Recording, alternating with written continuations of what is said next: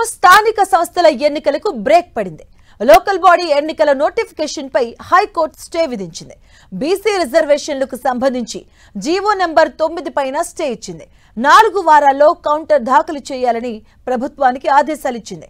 ఇక మరోవైపు ప్రభుత్వ కౌంటర్లపై అభ్యంతరాల దాఖలకు పిటిషనర్లకు 2 వారాల గడువు ఇచ్చింది.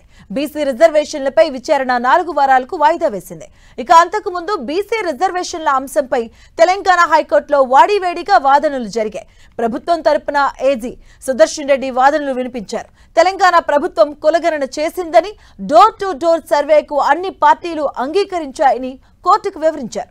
సర్వే డేటా ఆధారంగానే రిజర్వేషన్లు ఫిక్స్ చేశారన్నారు. ఇక మార్చి నుంచి గవర్నర్ దగ్గర బిల్లులు పెండింగ్ లో ఉన్నాయని తెలిపారు.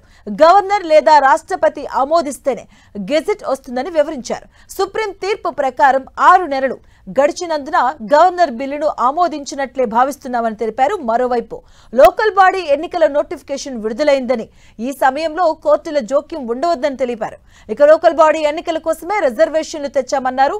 విద్యా ఉద్యోగాల్లో రిజర్వేషన్లు వేరని, లోకల్ బాడీ రిజర్వేషన్లు వేరని తెలిపారు.